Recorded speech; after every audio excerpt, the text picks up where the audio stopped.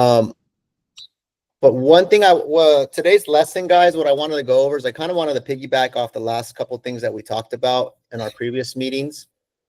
And it's how to get more out of the current lead sources that we're working, right? We kind of did that mastermind last week where some of you guys were saying, like, how do I get, post more content? I think Shri was saying, how do I add more pillars? Mark was trying to leverage more agents and stuff like that. I want to go a little bit deeper into that. So I got kind of an outline that I'm going to follow, and then we can open up the discussion with it as well. But let me pull this up really quick. And actually, before I pull that up, I'll kind of give you guys a little bit of backstory. I don't know how much you guys know about kind of our backstory. Blanca obviously knows because she's been with us since the beginning. But for a long time, guys, it was just myself, Jason, and we had a couple agents on our team. Very small team. It was like 5 of us, right? Me, Yeah. Jason, Blanca, and Rob are like the 4 kind of beginners. And we had, a few agents that were working in our office as well. And for a long time, it was just all of us just hustling, guys. I was closing a lot of deals. Jason was closing deals. Blanca, Rob, trying to train a couple of the new guys on how to, get business and stuff like that. And our business, our team didn't really start to explode until I got into coaching. I signed up for a coaching program. It was all about how to create and build a top producing team that has all the systems, processes, and stuff like that. And I was in that. Some of you guys might have seen my post that I put online yesterday. I was in that program for 5 years. I probably invested about $150,000 into coaching over that 5-year period to learn from team leaders who were doing 300, 400, 500,000 deals and learn really the systems, the processes, and the infrastructure of how to scale.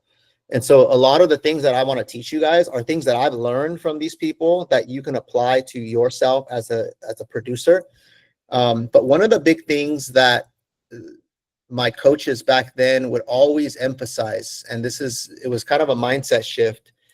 It wasn't how to do more things. It was how to do the things you're doing better, right? And that's something we kind of referenced last week. But I remember my coach would always say, how do you squeeze more juice out of the lemon, right? You ever have a lemon and you squeeze it, get a certain amount of juice. If you want more, you squeeze that even harder. You get, a little bit more, and you keep going, you keep going, you keep going. You get little drops like that, right? And so what he would always encourage and tell us is, like, it's not a matter of just spreading yourself thin and adding a bunch of different things that you're doing. It's a matter of doing everything you can, going deep. He would say, go deep, not wide. That's what he would always say. Go deep, not wide. Squeeze every drop, of juice out of the lemon. Every lead source you have, you need to go deeper and deeper and deeper and say, okay, if this lead source is giving me, 3 deals a year, how do I get that lead source to give me 6 deals a year or 10 deals a year or 12, right? And so, I really took that to heart. And before, we were doing a lot of different things. And after coaching, he forced me to just eliminate a bunch of things that we were doing.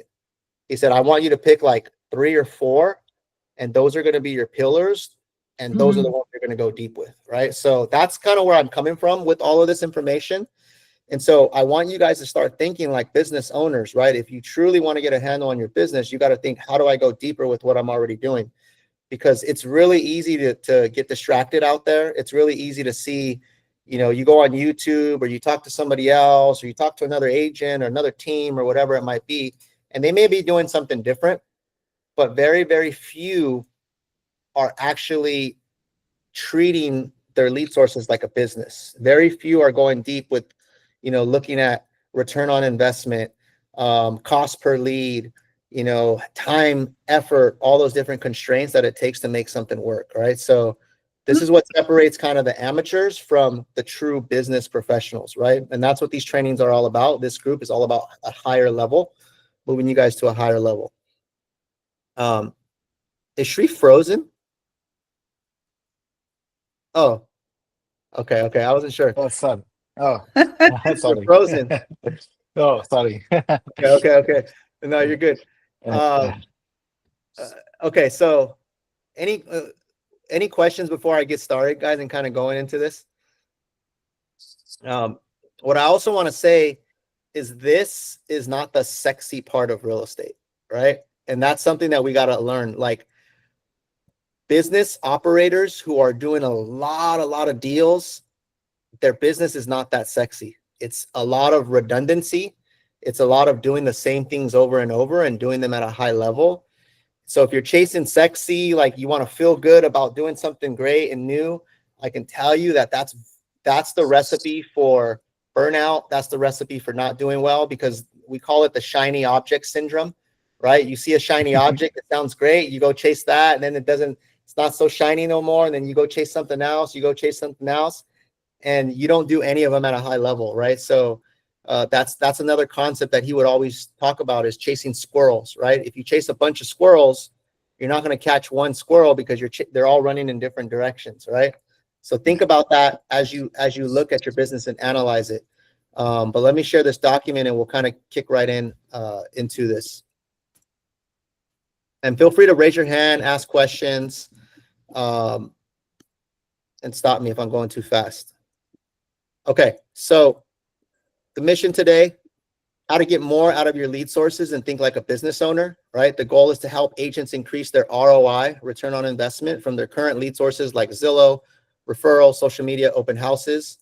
Evaluate what's working and begin thinking like a high-level operator when reinvesting in their business, right? That's the goal here. Okay, so a couple things. Starting to think like a business owner, right?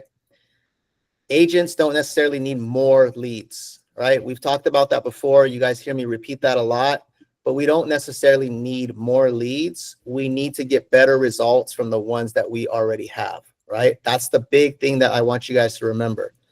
Now, if you have 0 leads, then you need leads, right? But if you got a bunch of leads already in your CRM and leads are coming in consistently, you don't necessarily need more leads. You need to learn how to convert more of those, right? And get more juice, so to say, from the limit. Every lead source is a business investment, right? So you guys are all investing into your lead sources. You're either investing time, you're either investing money, or you're doing both, time and money. I'll give you an example. Zillow Flex, right? You guys invest 0 money, but you invest a lot of time, right? So your investment with Zillow Flex is time, right? If you're buying leads online, let's say you're paying for your own leads, or you're running ads or PPC, whatever you're doing, you're spending your money and you're spending your time, right? If you're working open houses, most of the time it's just time that you're spending. Maybe you might spend some money on, supplies or signs or whatever. So there might be a little bit of money, but open house is a lot of time spent, right? And so when you start to understand that, you can start to see where you can create leverage. Now, the things that are, both of them have limits on them, right? So time has a limit. You only have so many hours in the day. And then money has a limit also. You don't have an unlimited bank account, right? So that's where you try to analyze things by balancing time versus money, or using a combination of both and thinking smarter, right? So you maximize what you're getting out of that lead. The other thing right here is, if you can't tell me where your last 5 deals came from, just right off the bat, right? Or have a way to track that, then you're flying blind, right? You need to always know where your deals are coming from, because when you know where your deals are coming from, then you can analyze that and see, okay, is there room for improvement? Can I squeeze more out of that to get more juice out of that, right? So these are the things that I want you to start thinking about. The mindset shift right here is, your business grows when you measure, refine, and reinvest, not when you just blindly hustle harder. If you're just hustling harder, that's the recipe for burnout, right? If you're like, okay, I spend 2 hours a day making calls, I'm going to do 3 hours now. I'm going to do 4 hours, right? Like, at a certain point, there's a limit, right? It's like going to the gym. Hey, I eat like crap, but I go to the gym every single day and I work out for 2 hours, or I run on the treadmill. Well, I'll just keep eating like crap and I'll run for more time on the treadmill, or I'll go to the gym twice a day, right? At a certain point, you got to start eating better, right? Because you can't just keep working hard on the treadmill, right? I'm making these real life analogies, right? So it's both of them, right? Yes, you got to hustle, but you also got to hustle smart, and you got to measure this stuff. You got to refine it, and you got to reinvest when there's opportunities to reinvest. Okay, so I want to stop right there because I know I'm giving you guys a lot. What's your takeaway from this, or does anybody have any comments or feedback that they can relate to when I'm talking about this stuff right here? I can go. Uh, I can really relate to this, Enrique. The last year, like how you said, I was just running behind the clients without more clarity about what they really need, because of Yeah, just they're asking me to show it, and at certain point, like you said to me, that you will get burnt out. You need to dig deeper, and you need to find the motivation, right? That's what I learned to this year compared to the last year. Now, I just don't randomly show them properties. Like we meet at the first property and we meet at the second property, then they send me a bunch of properties in completely different neighborhoods. First I say, hey, let's have a quick call between you and like your husband and me.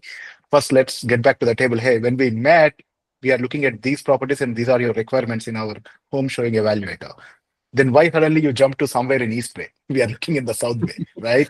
yeah, So that's why I can correlate that, and I can bring back to the table, and I can again taking them in a direction what we discussed, right? So otherwise, like you said, we'll get burnt out. We need to work in a efficient way. We can't just take the client to take the lead. We need to take the lead. absolutely, absolutely. And as you get more seasoned into the business, and we call it business maturity, right? Where you've been in the business longer, you start to realize how everything connects. And then even when, like let's say you start growing a family, you start having kids, you start having all these other responsibilities, then your biggest asset becomes time, right? Because time is not irreplaceable. Money is irreplaceable, right? So you start to look at things a little bit different, and you start to say, hey, where can I spend my time? And if I have some dollars behind it, great, so I could be more efficient and more effective. So I like that you're Enrique, thinking about. Yes. your I'm sorry. your connection is very choppy. Your connection is Okay. very Shoot, let me choppy. see. Okay. Hold on really quick.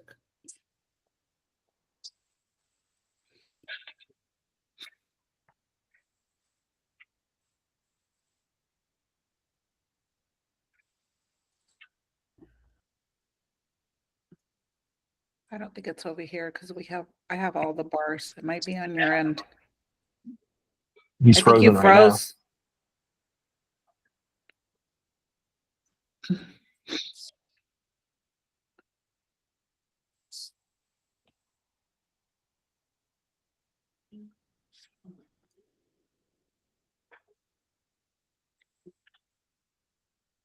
Might be good now.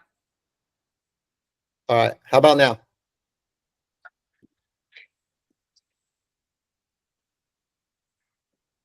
Maybe not. I think, yeah, he's gonna come again. Yeah. Oh, we can't hear you. You're muted, Can I you hear me think. now? Yeah. Is that better? Okay. Yeah. Sorry, guys. Yeah. Okay, so good stuff, guys.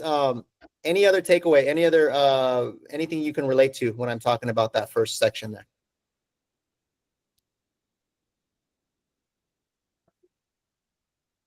Okay, let's keep it rolling.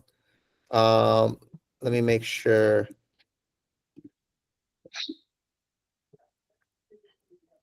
Okay, so looking at the 3 core lead sources that most of you guys are using right now, Zillow Flex or online leads, right? We have different online leads coming in, a lot of them from Zillow. We have Ylopo, we have a couple other systems, but they're basically online leads, right? So just understanding how those leads work, right? The great thing about Zillow is they're high intent, meaning that you talk to someone on Zillow, a lot of them are motivated, right? But it is competitive, right? You have to try to win them over. They may know other agents, they may be shopping around, stuff like that. But these people, if they've gone to Zillow, if they want to go look at a property, that's showing a lot of intent there, right? Now, your return on investment, remember, we talked about time, money, combination of both. Your ROI really with Zillow comes from speed to lead. How quick can you get in front of those, right? your consistent follow-up, and your showing systems. So like the system that Shri just talked about, where you have a process in which you show them homes and help them find the right home. So right off the bat, guys, this is something that we all need to be aware of. And we need to think of, am I influencing these three areas? Number one, do I have speed to lead? When I get a lead, am I all over that lead, calling it right away before they go look somewhere else or click somewhere else or anything like that? If you're taking a long time to get back to people, your ROI just went lower. And this is something completely in your control, right? So if you want to know how to get more from Zillow leads, speed to lead is the first thing you got to do, right? You get a lead, how long does it take for me to call that lead back? Whether it's a buyer lead, seller lead, whatever that might be, how long is that taking? If you can measure that and shrink that number over time, you will get a better ROI because you'll connect with people faster when they're motivated and when they first clicked or requested. The consistent follow-up, right? If you only follow up with the lead a few times and then after that you forget about them, well, that lowers your ROI. You know, that's the part where if you don't have a consistent follow-up plan, you know, or part of your schedule where you're consistently following up with your people, your return on investment with Zillow leads is going to go down. Showing system, if you're not utilizing things like the home evaluator or a process for helping people select homes and eliminate ones that don't serve them and stuff like that, your ROI will go lower as well, right? But if you're doing all of these, like I see some of you guys do, some of you guys may need some improvement, but if you're doing all of these, this is like a recipe for closing deals fast and getting people to move forward, right? Speed the lead, consistent follow-up, and showing systems, right? Utilizing the showing system and just understanding that if I do all of these things, that helps me perform better. You know, what I find sometimes, guys, is sometimes we try to reinvent the wheel. Sometimes we say, I like this one. I like this one, but I don't like this one. So I'm only going to do this one and this one because that's easier. Or I like these two, but I'm going to do a different showing system because I just thought I wanted to be cute and do it a different way, right? People do that all the time, right? Remember, like, the reason you follow stuff that we're telling you to follow is because it's been tested. It's been already proven, right? It's a lot better to do something that's proven than to try to create something brand new, right? That's just, but for some reason, we feel good when we're doing it our own way. I don't know why. That's ego, that's humans. But when you feel like you came up with something and you did it your way, you just, for some reason, that makes you feel good. Am I right or wrong? Have we seen that? Yeah. Or you're like, hey, I'm going to change the buyer presentation. I'm going to just do a whole new one. Okay. This one's worked 800 times. Why are you going to do a new one? All right. Okay. So you guys get what I'm saying. Yeah. Now, here are some ways you can invest more into this, right? Number one is you got to improve your CRM game, right? If you are not improving your CRM game, if you're not mastering how, you know, follow-up boss works, you know, getting, you know, clear on your smart list, your action plans, your drip campaigns, you know, how to initiate certain things, your stages, you're losing money on these. All right. But by you just spending time and getting really diligent on mastering that CRM, that is going to help you close more deals. This is bottom line, because less stuff slips through the cracks, especially if you have, you know, 200 leads, 300 leads, 400 leads. If you want to close, you have to become a master at the CRM, guys. Like, there's no way around it, because you can't memorize what's going on with 200 leads, right? Showing partner. This is where you can invest into partnering up with another agent, paying someone to help you show homes, collabing with someone on the team, stuff like that.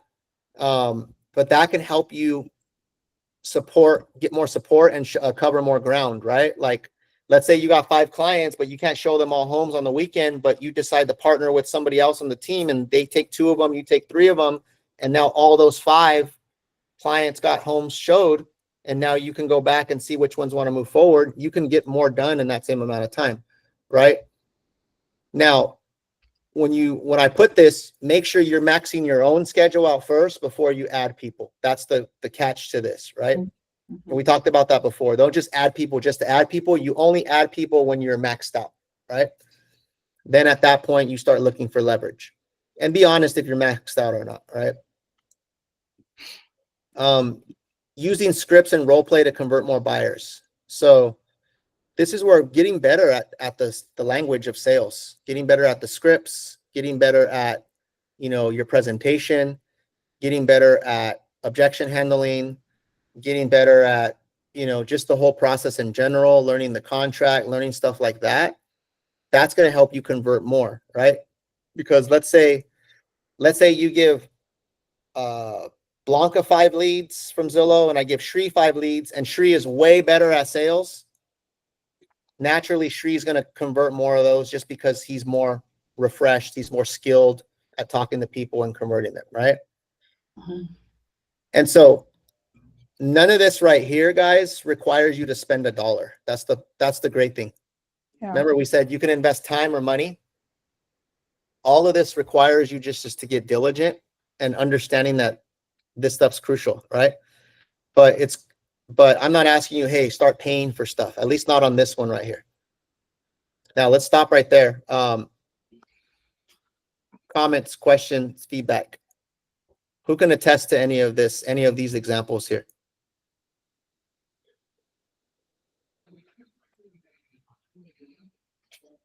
How has any of this helped you win more clients or helped you do better?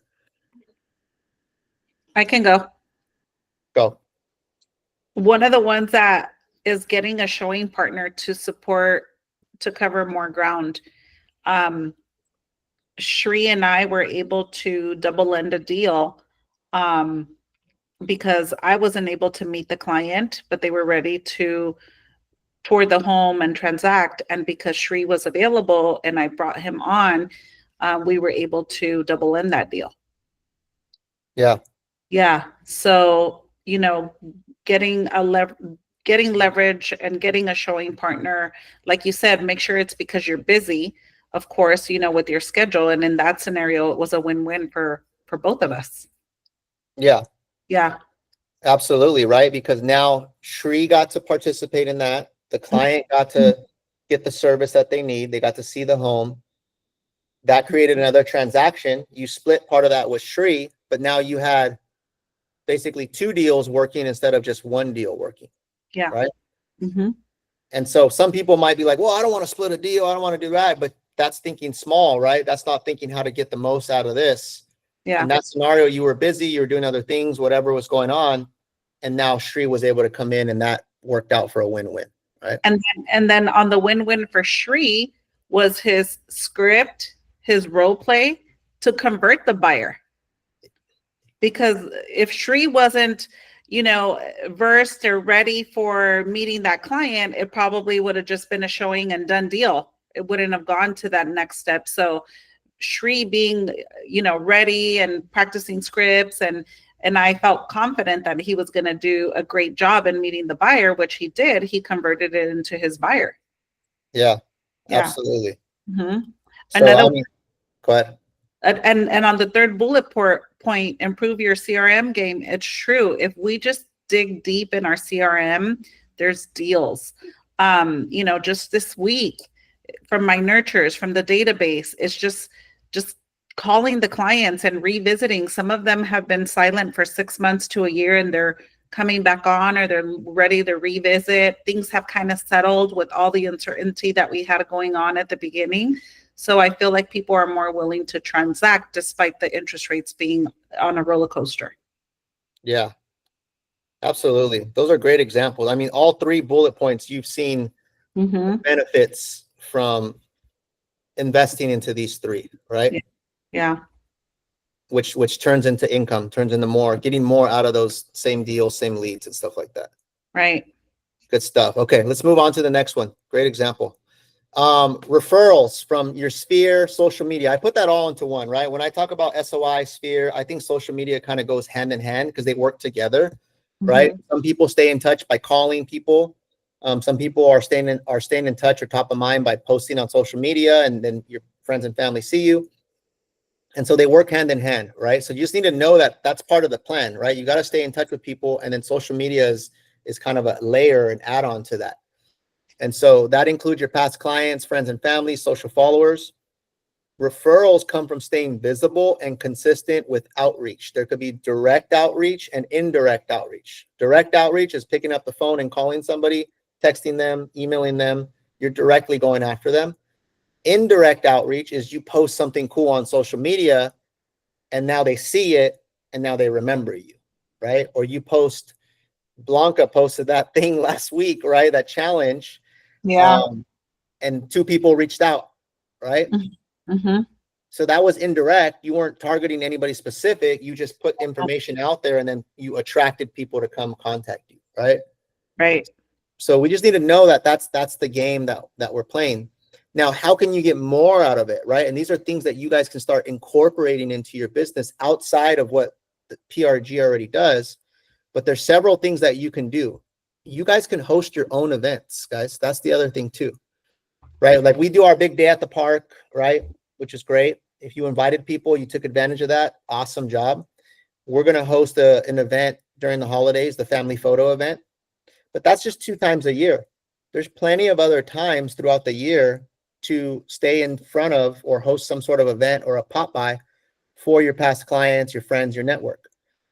For example, if you wanted to use the office to do, some sort of networking thing, or you want to say, hey, I'm having, catered food or whatever for my past clients. Maybe you only have 20 past clients. Invite all 20 of them, right? It probably won't cost you a lot of money, right? Or if you wanted to do a happy hour at a bar or at a restaurant or something like that with appetizers for your specific past clients or your network, you can do that. And this is now where you're investing some of your dollars into staying in front of your people, right? And so the whole point is just thinking to yourself, like, I can do stuff outside of what PRG does that's going to help me stay in front of people longer.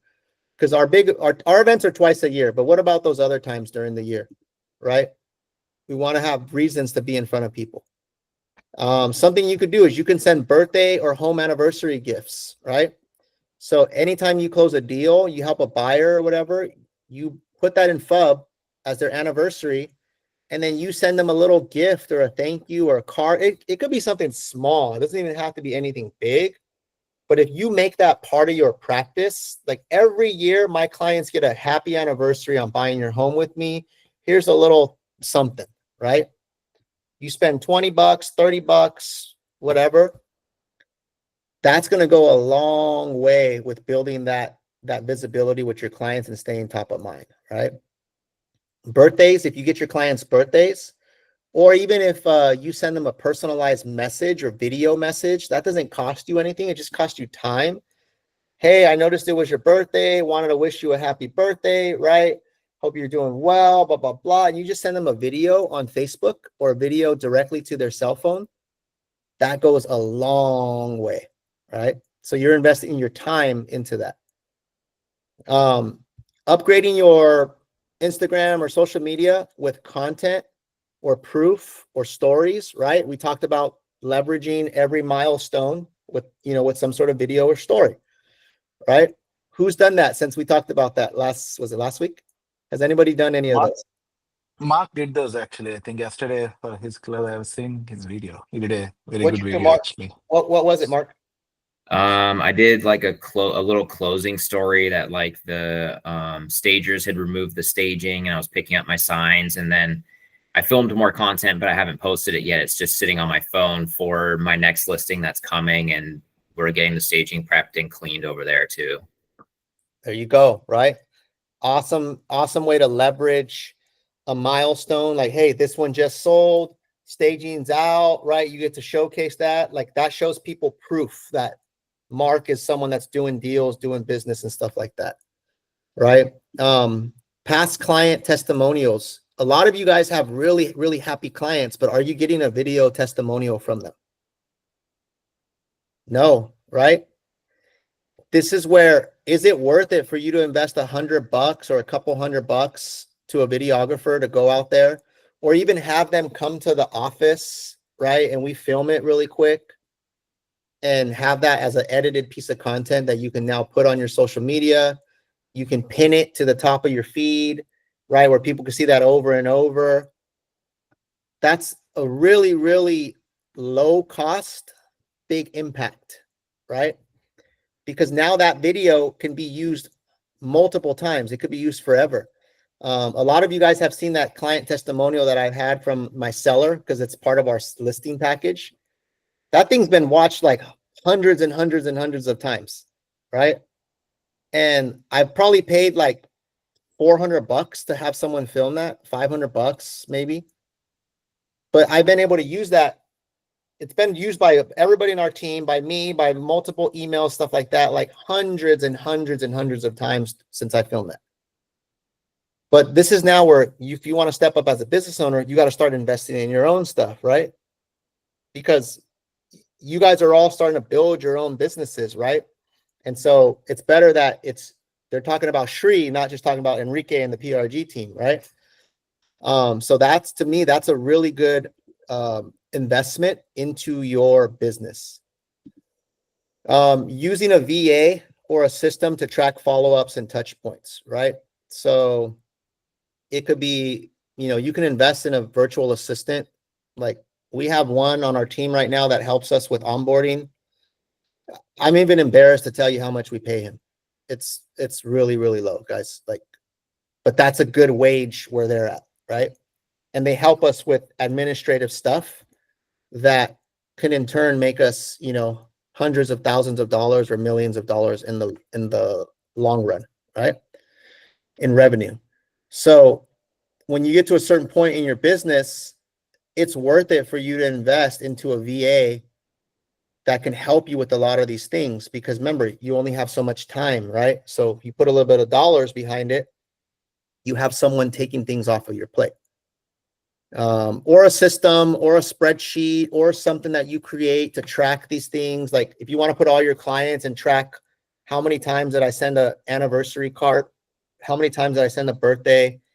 Did I get maybe every client you come up with a checklist. Did I get their birthday? Did I get their anniversary? Did I get a testimonial from them? Did I do at least 4 milestones of content? So imagine if you track that for every single deal and make sure like each box was checked off, right? And there's a system and there's an accountability there, right? Now you're building like all these things in your business, right? Okay, I know I'm throwing a lot at you guys. Hopefully your wheels are spinning. You're like thinking of your business and ideas that you can do. What's your big takeaway from this one, guys? What referrals and social media? What stands out to you? I know Mark talked about his. Is there anything that's standing out to you here? For me, the testimonial actually really stood out. I was actually thinking it for a while, but that really adds a lot of value for your Instagram. Like people really like to see that and how actual clients felt when they were working with you, and it might motivate them to take that next step and reach out to you. Yeah, absolutely. What else? Anything else? John, you've been quiet, brother. What's a takeaway you've gotten so far? The testimonial thing, I've just started because I finally got all my past sales, at least residential stuff, uploaded to Zillow. So my profile looks really good from a standpoint. It was like 170 sales.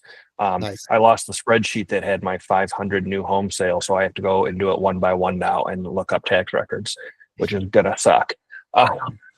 But I yesterday I actually started reaching out to past clients, ones that I'm friends with, that I've become friends with, or I've done multiple transactions with.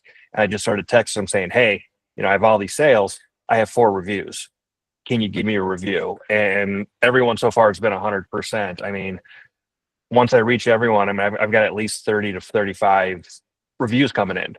But I need to convert that. Then I think maybe I don't know, since we're all in Arizona, I probably won't be able to do videos with them, but I could probably convert it to like a Canva and, you know, post it on Instagram as well, you know, more of a screenshot versus a video thing.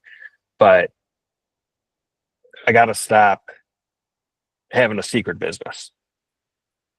You know, I'm not a secret agent. You know, I need to be a little more public with that stuff. Yep. 100%, man. I mean, that's online reviews. I mean, Blanca gets people that hit her up on Zillow just because she has so many online reviews. I mean, right. We get people that hit us up all the time. My listing. So just FYI, the listing that I got, the duplex I just closed, and the now I got the Santa Cruz listing from the same person. That all came because she went and searched online and saw all our reviews, and she contacted me directly. That's 1.25 million on that sale, and then the Santa Cruz one's probably about 1.6. So 2.8 million, right, worth of business times, you know, 2.5% or whatever on the commission. And that's all because we've invested time into just beefing up our online presence, our reviews, our calls to action, all those different things. And she said, hey, I needed an agent. My last agent sucked. I looked up best agent in San Jose. I saw your profile. I started looking at your guys' reviews, your team and everything, and I contacted you. Right. And that was like a slam dunk to get that listing. I'm just to be honest, I went on there. I just walked it. Right. I was wearing a hat. I wasn't even like ready. Right. Like, I didn't open up my laptop. I didn't do a listing presentation, anything like that. I went there. I had a great conversation with her. I did my research, all that stuff. And she can tell like the confidence was there, but she had already researched me. That's the thing. So she was already mostly sold. I closed it just by talking to her while walking through the property. And she said, okay, let's do it. Send me the listing agreement. That, right. You know, and that's going to lead to a lot more deals because she wants to do more and more deals, you know, with us. But yeah, great stuff to kind of take in consideration, guys. All right, let's move to the next one. Okay. Open houses. Some of you guys are doing them. Some of you are not, but that's probably one of the third pillars that we're preaching, right? Open houses, low cost, but it's a time-based investment, right? You're going to go spend 4 hours, hour of setup, you know, setting up, breaking down, probably 3 hours at the open house. You got to have your stuff out there ready to go.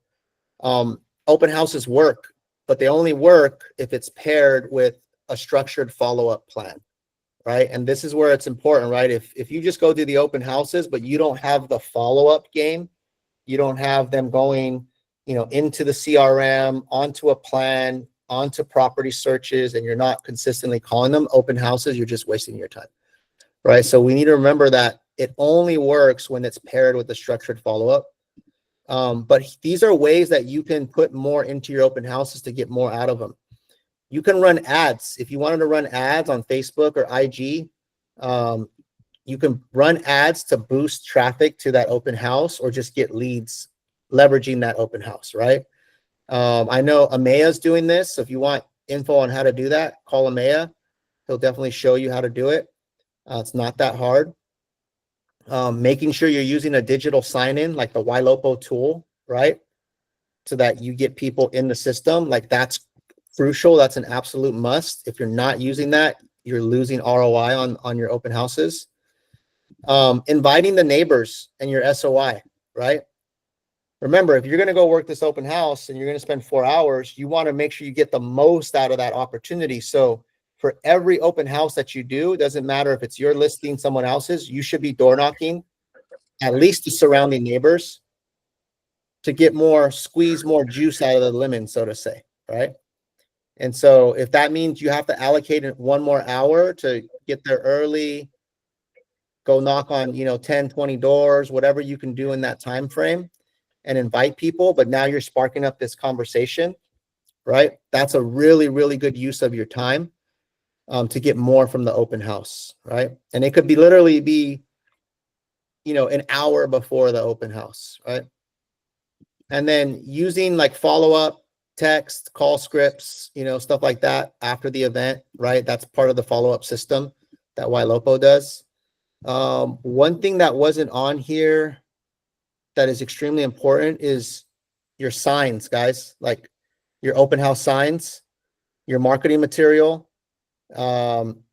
buying more, investing in more signs. Like that's a great investment into your business if you plan to do open houses. If you only have 4 signs, but I have 20, and I have 20 of them scattered out for my open house, and you only have 4, who's going to get more traffic to their open house naturally? The 20 or the 4, right? Now, when someone walks into the open house, if I have a full display of, brochures or home buyer's guide or home seller's guide or, marketing material or showing people what it's like to work with me, and then they go to your open house and you got 0, you got nothing out there, you just got like a phone and you're, hey, sign in right here. I'm going to work with people, right? Like, trust me, we see it all, right? Ugly flyers, just like, this is where like it's worth it for you to invest in those things if you plan to do open houses, right? So now you have more signs, you have more brochures, more marketing material, you have branded stuff that showcases you as the expert. Your chances of winning someone over from that open house just increase dramatically, right? But it takes work, guys. It takes work, it takes effort, but this is how you can get more out of your open houses if you really want to make them effective. Any questions? Yes. Can I comment on that? Yeah.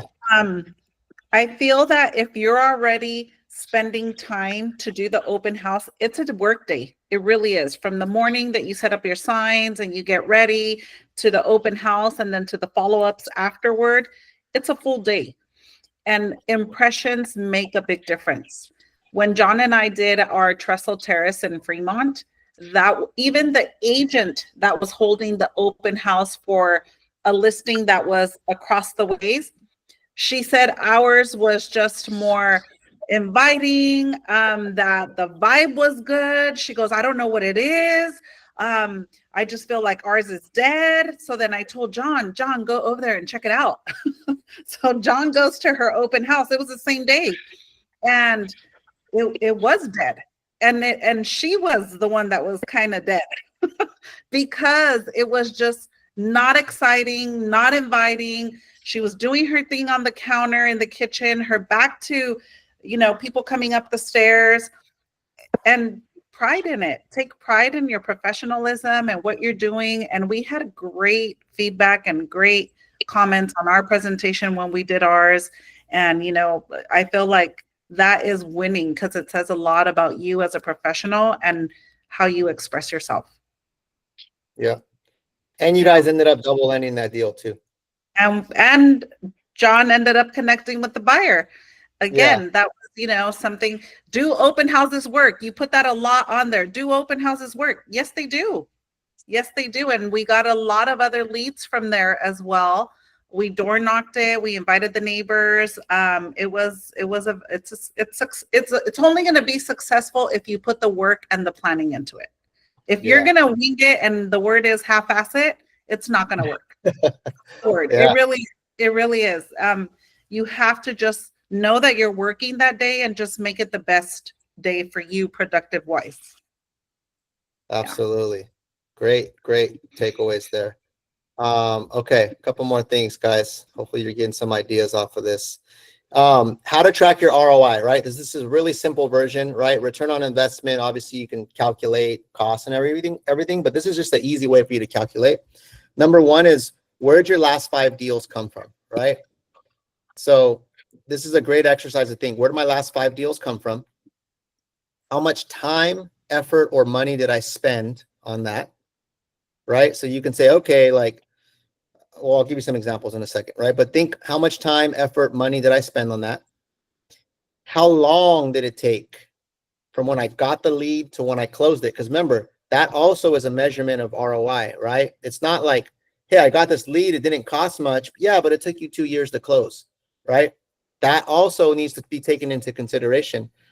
And then once you understand those things, is it worth doing more of, improving, or cutting completely, right? Because just because you close a deal from something doesn't necessarily mean it's the best lead source.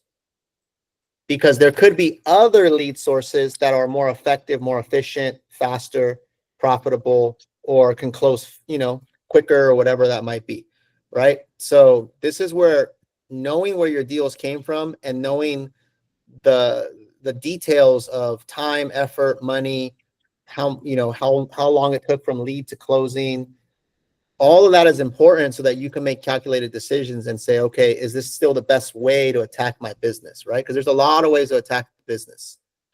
But what happens is most people don't do this at all. Like most people don't even think about it that way. They only think, that looks cool. I want to do it. I want to close a deal, right? And they close a deal, so they think it's working.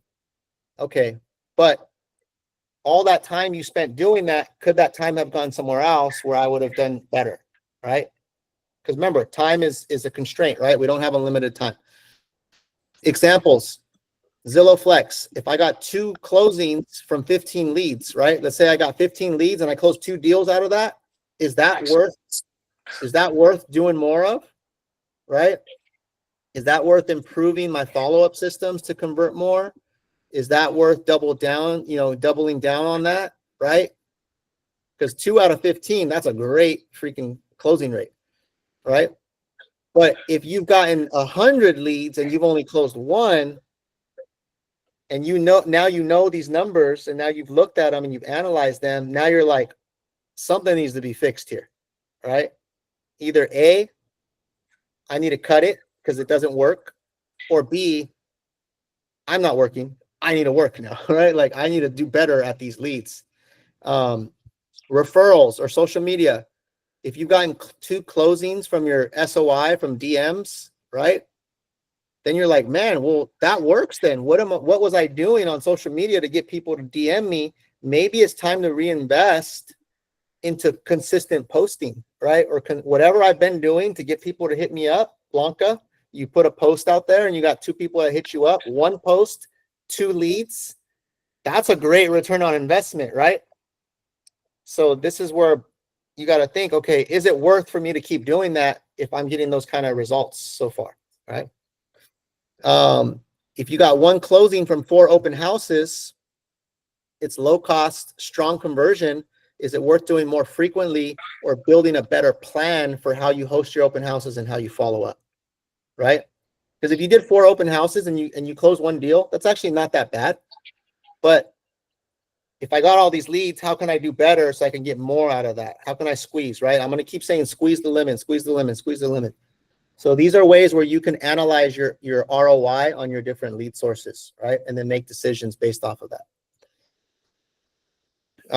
Okay.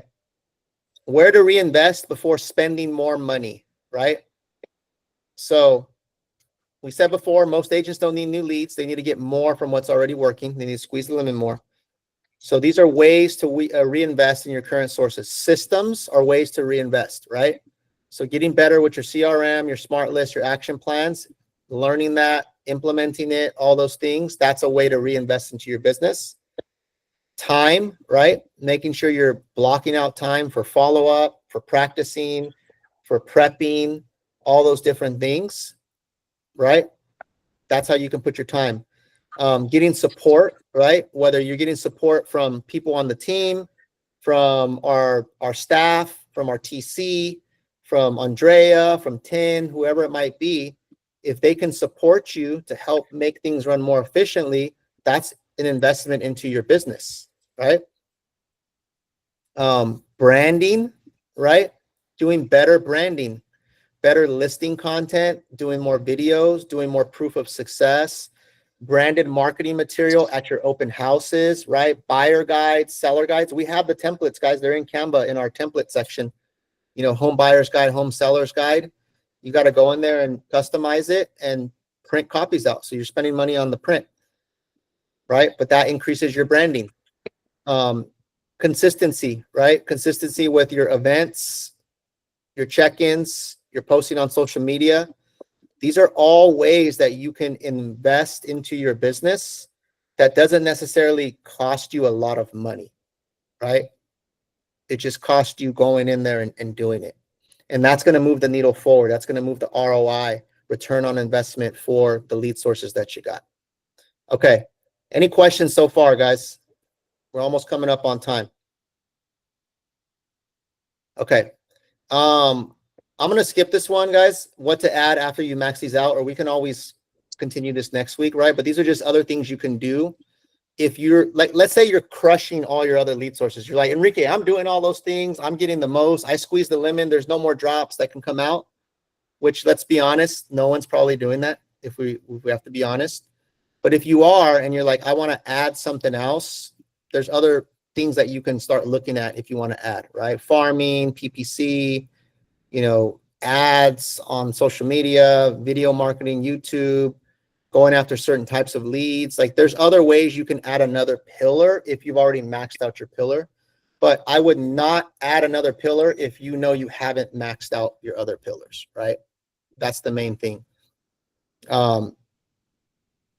Okay, so last little discussion, guys. If you guys got 5 minutes for me, and then we'll wrap this up.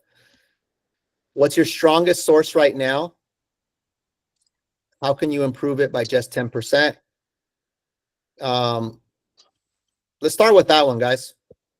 What do you think your strongest source? I just want to hear from the group, and then we'll end with that. What's your strongest source right now, and how can you improve it by just 10%?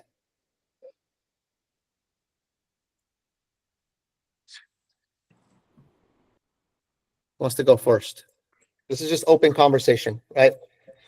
I'll go first. For me, it's a Zillow online leads, of course. Uh-huh. And improvement is, I don't know, buy more leads or get into getting the leads more and more. Okay. So online leads has worked well for you from Zillow. But if you had to get better at how you're handling those online leads, what's one thing from all the stuff we talked about? What's one way you think you can get better at how you handle those leads? Try to find the motivation as fast as possible. Okay. Motivation and narrowing down the location and giving them the right direction. Okay. So what I'm hearing there, right? The category that would be is getting better at maybe your scripting and your conversations, right? So you can have deeper conversations, try to find out their motivation, and then maybe implementing the showing system if you're not already doing that, like Shri was talking about, so you can narrow down which properties, which search, and all that, right? Right. Sometimes the lead itself, buyers are, they do not know where exactly they want to be. So it becomes like from city to city, depending on the budget and different things that they themselves are not clear about. Correct. Yeah, absolutely. So I agree with you. So I think by you doing, attacking those two areas, better scripting, better consultations, better questions, stuff like that, that'll help create clarity. And then when you actually go show them a home in different areas, making sure you're qualifying every home and you're getting feedback, and then you're doing some sort of strategy call. Like, okay, guys, we went and looked at a home in Fremont, right? Let's assess that home, right? Let's assess, is this even an area? Now that you've seen a home, is this an area, budget, all that stuff that you'd want to be in? If not, let's take that off the list and let's go focus somewhere else, right? But using that system is gonna help you. But great observation. Who else got something? What's your strongest source, and what's one thing you can do to improve that source, even if it's just by 10%? Blanca, what's your strongest source? Oh, John went first. Flex is still my strongest source. To improve it by 10%, I think I need to get a little more focused on the follow-up. Okay. Or more consistent, more consistent. Okay. And sometimes I don't know if anyone else feels this way, but sometimes you get a flex lead and they want to see a home in 2 hours, and I don't always feel completely prepared if that's the only time they can see it. It's like you're kind of rushing out to see it, but sometimes that just happens. I think, am I the only one? It's like you get a call. It's like, I need to see the home in 2 hours, and you have just barely enough time to get there. Not even a chance to really go over the disclosures or it's kind of half-assed showing at that point. Who can coach John on that really quick on how to handle that situation? Because to me, that's an easy fix. Who can coach him? Just unmute yourself and coach him. Tree. John, usually what I do is I keep the entire packet ready, and we just need to go through that property what we need to see, right? You need to just download the disclosures and the comps. Apart from that, entire packet has to be ready. Mhm. So initial house, I don't think you need to go too deep, because I realized when I was going deep for a new home buyer, that's too much information. We are actually Okay. scaring them away. I just try to keep it as simple as possible. I'm not saying don't disclose everything, like don't tell them anything. Just feed them like a small baby, right? Because they're seeing it for the first time. Okay. When I started getting into too deep, they started getting scared. Oh, there are so many problems.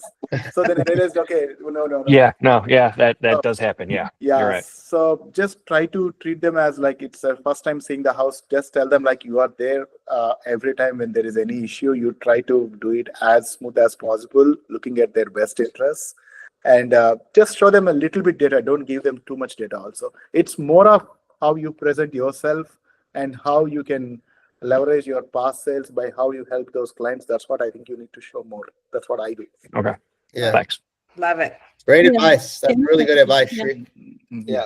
Can I add one more thing here? ChatGPT. Just put the address in ChatGPT. It will give you all the points. Yeah. I had the same issue of the locations that I'm going in, neighborhoods that I'm not aware of. So I just put the address in there for sale, and they will give you all the data points to talk about. Yeah. So just to recap that, having packets already pre-ready in your car, right? Always have at least five of them ready. Folders, cards, your material is already printed. The packets are ready to go. All you got to do is look at the comps and look at the disclosures, right? So that already solves that. Using Chat GPT to get a rundown of that particular neighborhood, especially since John is a transplant from Arizona, right? So Chat GPT is your best friend. I'm starting to use that a lot more. Yeah. I had a client ask me like, "What do you know about San Bruno?" And I'm like, "Oh, let me get right back to you." And I went to ChatGPT and downloaded the whole thing, and it worked really well because they're trying to decide what town they want to live in. But no, yeah. And even telling ChatGPT from the perspective of a home buyer, what should I know about San Bruno? And you could tell it that way, and then it'll tell you in those words. The other thing, John, is if someone wants to see a house in 2 hours, you don't have to show them the house in 2 hours. Remember, you're in control. You can say, let me check with the seller. The seller sometimes means let me check with my schedule, right? Well, yeah, no, yeah. But usually I always say, hey, if that time doesn't work today, because it's a little short notice, the seller may not have the house ready by then. That time doesn't work today. What's a better time tomorrow, right? That script, guys, like 99% of the time it's going to work, right? There may be those one where they're like, I'm only available right now. If not, don't call me. Oh, well, right? But that's your best friend too. Okay. I know we're coming up on time. Blanca, what's your biggest source and how can you improve it? Yeah, for me, it's SOI. And I think for me is just doing more touch-ins, like the birthdays, the anniversaries, and of course, a little more social media, putting myself out there. And one that I'm really going to consider is pop-ups for me, maybe doing a little something just on a personal level for my clients. Yeah. Great idea. Yeah. Mark, what you got? I've gone a few SOI listings, but I think they're just kind of happen to fall on my lap. So I think my most consistent has been Zillow. And I think the way I can improve it 10% is just improving my CRM, because I feel like I'm getting a good amount of leads coming in. They're dumping into the CRM, and then I'm not going back and like adding in my notes that I took like for location, price, like LP Mama type stuff. So when I go to try to, connect with that client again, I'm like, damn, what was their search criteria? Like, where did we leave off? And so, yeah, just becoming more efficient with note taking in my CRM, and then like more efficient, like with the smart list. So I know how to follow up with them accordingly. Yeah, absolutely. Great observation. One quick hack, guys, is use the dictate feature to update your notes. So whether it's on your phone, when I update the CRM and Follow Up Boss, I dictate straight from my computer. It's like F5. I just press it and then I just speak the notes into it. Spoke to this guy, says he wants this, says he wants that. Like that saves me a lot of time. I don't know if you guys are doing that or if you know you can do that, but on everyone's, if you have a Mac, if you press F5, you see that little speaker thing. That's like doing the voice talk, the voice text messages or whatever. And you could do that to type emails, to put notes, to do all that stuff. It's like I just learned that a couple weeks ago.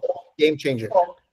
I just tried You might have to turn the feature on, but it works. Deb, last one. What's your biggest source and what can you do to improve 10%? 100%. So my biggest lead source is Zillow Flex. What I probably want to do is just have more kind of like what Blanca said, have like client engagement events or something that kind of follows up after the transaction. So the deal I recently posted on, I'm planning on going on, I'm buying my clients dinner and they're just going to have like a friendly chat afterwards. So I just plan on, if I do that for every client, it's like $100, $200 tops. And I mean, it just goes a lot further to just build a relationship after you have given them everything. And I mean, worst case, just enjoy your time at dinner, right? I mean, Yeah, deal. that's a good one. Yeah, Yeah. that's a great investment, right? It doesn't even have to be nothing crazy fancy. It could just be taking them out to dinner, celebration dinner. Exactly. That's going to go a long way. How many realtors are taking their clients out to dinner?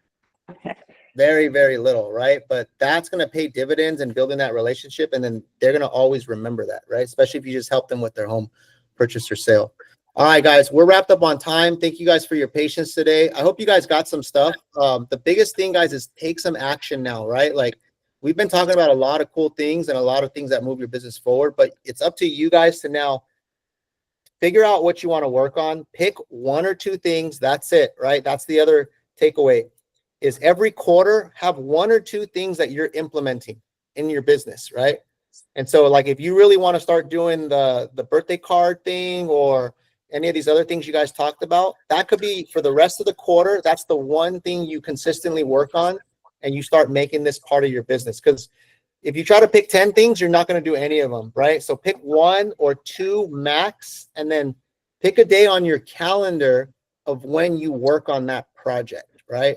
So maybe every Friday from 10 to 12, I work on birthday cards, or I work on inputting everyone's anniversary into all my past client list, right? Or whatever that might be. And you slowly chip away. And before you know it, you know, that system is now implemented and now it's part of your business and now it's moving in your business, right? So highly, highly recommend you take that approach. That's all I got today, guys. Let me know if you need anything and we'll see you next week. Thanks, Enrique. Thank you, guys.